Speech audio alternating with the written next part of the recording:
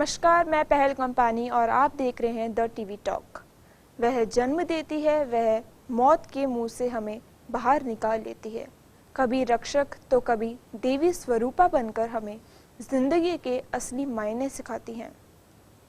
कभी माँ और कभी बहन तो कभी बेटी बनकर हमारी जिंदगी को आसान बना देती हैं। आज अंतर्राष्ट्रीय महिला दिवस के मौके पर आपको ये बता देना चाहती हूँ कि महिलाओं के बिना दुनिया की कल्पना करना नामुमकिन है। महिलाएं ही हैं जो हमारे जीवन में महत्वपूर्ण भूमिका निभाती हैं। उन्होंने अपनी उपस्थिति से न केवल हमारे जीवन को समृद्ध किया है, लेकिन हमें वह रास्ता भी दिखाया है जो बेहतर भविष्य की ओर ले जाता है। कई ऐसी महिला शख्सियतें हुई है जिन्होंने अपने कर्म और जीवन से देश का नाम रोशन किया है। शायद ही कोई भारतीय होगा जो सुभद्रा कुमारी चौहान की प्रसिद्ध कविता झांसी की रानी सुनकर बड़ा ना हुआ हो। अंग्रेजों के खिलाफ उनकी वीरता और अचूक प्रतिरोध की कहानियां आज भी सभी के दिलों को अपार गर्व और कृतज्ञता से भर देती है।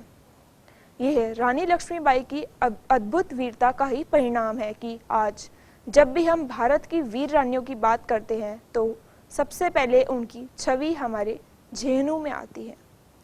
रानी लक्ष्मीबाई का जन्म 19 नवंबर 1828 को काशी में हुआ था। उनके पिता का नाम मोरोपंत तांबे था।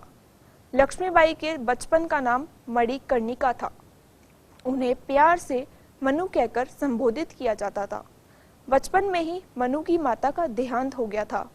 मनु के पिता बिठूर के पेशवा साहेब के यहाँ काम करते थे। पेशवा साहब ने मनु को अपनी बेटी की तरह पाला। उन्होंने मनु का नाम छबीली रखा। मनु ने बचपन से ही हथियारों का इस्तेमाल करना सीखना शुरू कर दिया था। वह नाना साहब और तालिया टोपे के मार्गदर्शन में घुड़सवारी और तलवारबाजी में कुशल हो गई। रानी लक्ष्मीबाई ने अंग्रेजों को स्पष्ट कर दिया कि वह कभी भी झांसी को उनके हवाले नहीं करेंगी। उसने ये शपथ ली। अपनी अंतिम सांस तक रानी ने अंग्रेजों के खिलाफ लड़ाई लड़ी। उस समय अंग्रेज दस्तक पुत्रों को राजाओं के वारिस के रूप में स्वीकार नहीं कर पा रहे थे। उनके शासन के अनुसार यदि किसी राजा का कोई उत्तराधिकारी रक्त से संबोधित नहीं होता तो राजा की मृत्यु के बाद पूरा राज्य प्रशासन और प्रबंधन अंग्रेजों के हाथों में आ जाता था। अंग्रेज गोद लिए हुए बच्चे को वारिस मानने को तैयार नहीं थे। इस नीति के तहत अंग्रेजों ने झांसी को ब्रिटिश साम्राज्य में मिलाने का आदेश दिया और रानी को पेंशन का आश्वासन दिया। रानी लक्ष्मीबाई इस अनुबंध के लिए किसी भी तरह से सहमत नहीं थी। उनका एकमात्र संकल्प झांसी की स्वतंत्रता की रक्षा करना था। इन्हीं के साथ एक नाम और याद आता है, मदर टेरेसा का। जी हाँ, इनका जन्म 1910 में मैसेडोनिया गणराज्य की राजधानी स्कोप्जे में हुआ था। उनके प्रारंभिक जीवन के बारे में बहुत कम जानकारी है, लेकिन कम उम्र में उन्हें नन बनने और गरीबों की मदद करने के लिए सेवा करने की आवश्यकता महसूस हुई। 18 साल की उम्र में उन्हें आयरलैंड में ननों के एक समूह में शामिल होने की अनुमति दी गई थी। लॉरेंटो की बहनों के साथ कुछ महीनों की प्रशिक्षण के बाद उन्हें भारत की यात्रा करने की अनुमति दी गई। उन्होंने 1931 में अपनी औपचारिक धार्मिक प्रतिज्ञा ली और मिशनरियों के संरक्षक संत सेंट थेरेसी ऑफ लिसिक्स के नाम पर अपना नाम चुना। भारत आने पर उन्होंने एक शिक्षिका के रूप में काम करना शुरू किया। हालांकि कलकत्ता की व्यापक गरीबी ने उन पर गहरा प्रभाव डाला और इसके कारण उन्होंने द मिशनरीज ऑफ चैरिटी नामक एक नया आदेश शुरू किया।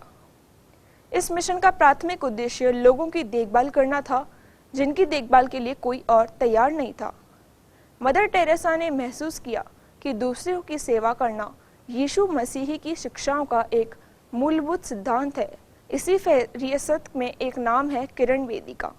किरण बेदी एक सेवानिवृत्त भारतीय पुलिस सेवा अधिकारी, सामाजिक कार्यकर्ता, पूर्व टेनिस खिलाड़ी और राजनेता हैं जो पुडुचेरी की वर्तमान उपराज्यपाल हैं।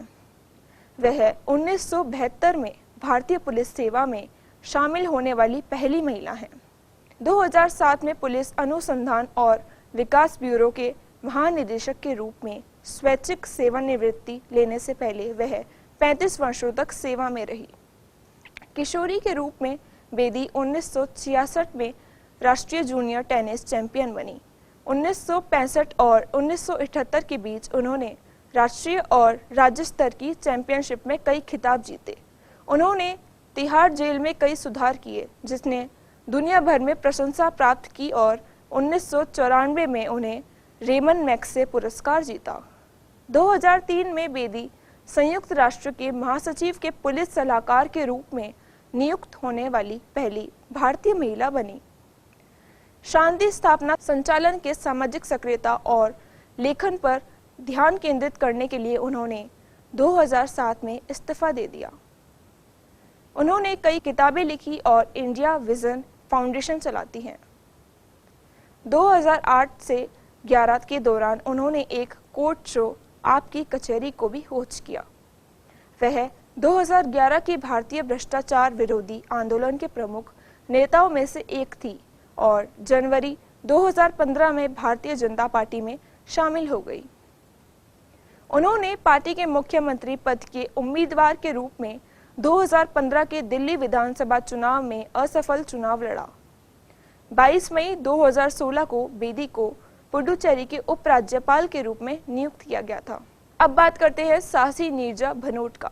नीरजा भनोट 7 सितंबर 1963 से 5 सितंबर 1986 एक युवा फ्लाइट अटेंडेंट थी, जिनकी पैन एम फ्लाइट 73 में यात्रियों को बचाने के दौरान मृत्यु हो गई थी, जिसे कराची में एक स्टॉप ओवर के दौरान एक आतंकवादी संगठन के आतंकवादियों ने हिजाक कर लिया था। 5 सितंबर 1986 को उनके 30वें जन्मदिन से ठीक 2 दिन पहले मरणोपरांत वह भारत की सर्वोच्च शांतिकालीन वीरता अशोक चक्र पुरस्कार के साथ साथ पाकिस्तान और संयुक्त राज्य अमेरिका की सरकारों से कई अन्य प्रशंसा प्राप्त करने वाली सबसे कम उम्र की प्राप्तकर्ता बनी। यात्रियों को आपातकालीन निकास से बचने में मदद करते हुए उसे गोली मार दी गई थी। उनके जीवन और वीरता ने बायोपिक नीरजा को प्रेरित किया, जो 2016 में रिलीज हुई थी और सोनम कपूर अभिनीत राम माधवानी द्वारा निर्देशित थी। खबरों में आज के लिए सिर्फ इतना ही। देखते रहिए JU TV। धन्यवाद।